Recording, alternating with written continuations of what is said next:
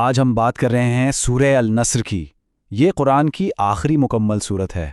نام سے تو لگتا ہے مدد یا فتح ہے نا، یعنی جشن کا موقع، لیکن کیا ہو اگر یہی سورت ایک الوداعی پیغام بھی ہو؟ چلیں اس میں چھپی گہری بات کو سمجھتے ہیں۔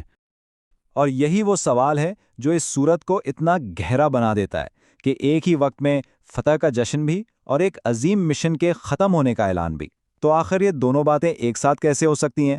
آئیے اس کی تہوں کو ایک ایک کر کے کھولتے ہیں۔ اچھا، تو سب سے پہلے اس کا بالکل ظاہری مطلب دیکھتے ہیں۔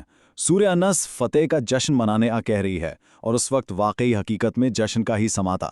لوگ فوج در فوج، گروہوں کے گروہ اسلام میں داخل ہو رہے تھے۔ یہ ایک ایسی کامیابی تھی جس کی کوئی مثال نہیں ملتی۔ لیکن اصل کہانی جو ہے نا، وہ اس کے نازل ہونے کے وقت میں چھپی ہے۔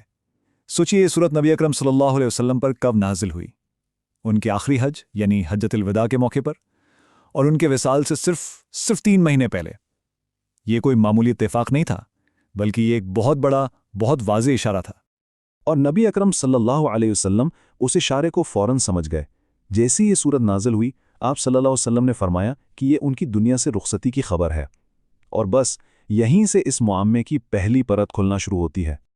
تو نبی اکرم صلی اللہ علیہ وآلہ وسلم تو اس کا گہرا مطلب جان گئے، لیکن آپ صلی اللہ علیہ وسلم کے ساتھیوں نے یعنی صحابہ اکرام نے اسے کیسے سمجھا؟ اس کی کہانی ہمیں ایک بہت خاص مجلس میں لے جاتی ہے، جسے اس وقت کے خلیفہ حضرت عمر رضی اللہ عنہ نے منعقد کیا تھا۔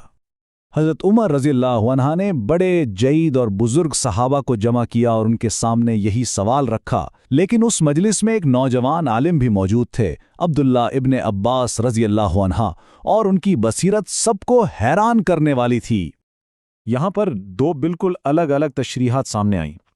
بزرگ صحابہ نے اس کا ظاہری مطلب لیا کہ بھئی یہ فتوحات پر اللہ کا شکر ادا کرنے کا حکم ہے، لیکن نوجوان ابن عباس نے ایک ایسی بات کہی جو اس وقت کسی نے نہیں سوچی تھی، کہ یہ نبی اکرم صلی اللہ علیہ وسلم کے مشن کی تکمیل اور ان کی وفات کا اعلان ہے۔ اور پھر وہ لمحہ آیا جس نے سب کچھ واضح کر دیا۔ خود خلیفہ حضرت عمر رضی اللہ تعالی عنہ نے ابن عباس کی بات کی تصدیق کی۔ انہوں نے فرمایا، میں بھی اس کے بارے میں وہی جانتا ہوں جو تم نے کہا ہے۔ اس ایک جملے نے وہاں موجود سب کے لیے اس معامے کو حل کر دیا۔ لیکن اس گہرے مفہوم کی سب سے بڑی تصدیق خود نبی اکرم صلی اللہ علیہ وآلہ وسلم کے اپنے عمل اور الفاظ سے ملی۔ ایک بہت ہی ذاتی اور درد بھرا خاندانی واقعہ بھی اس کی گواہی دیتا ہے۔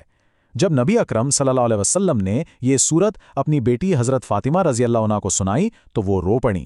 وہ فوراً سمجھ گئیں کہ یہ ان کے والد کی جدائی کا پیغام ہے۔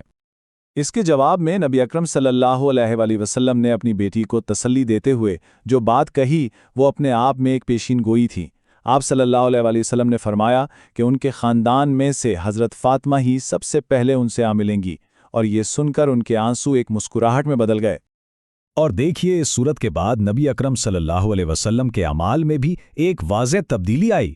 ان کے قریب ترین لوگ یعنی آپ صلی اللہ علیہ وسلم کی اہلیہ حضرت عائشہ، حضرت ام سلمہ اور آپ صلی اللہ علیہ وسلم کے ساتھی حضرت ابن مسعود رضی اللہ عنہم، ان سب نے گواہی دی کہ آپ صلی اللہ علیہ وسلم نے اللہ کی حمد اور استغفار بہت زیادہ بڑھا دیا تھا، بالکل ویسے ہی جیسے اس صورت میں حکم دیا گیا تھا۔ تو یہ سب کچھ ملا کر ہمیں ایک بہت بڑے اور طاقتور سبق تک پہنچاتا ہے۔ یہ ہمیں دکھاتا ہے کہ ایک پیغمبر کی قیادت ایک دنیاوی رہنما سے کتنی مختلف ہوتی ہے، خاص طور پر کامیابی کے لمحے میں۔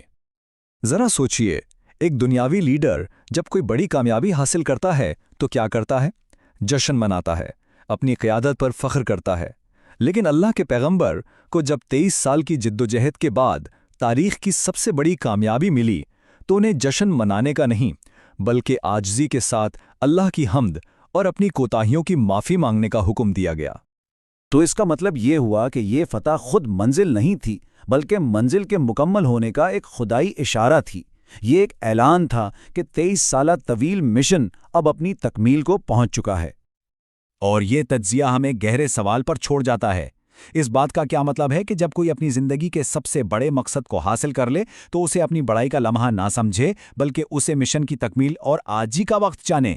یہ کامیابی، عاجزی اور زندگی کے مقصد کے حقیقی معنی پر غور کرنے کی ایک دعوت ہے۔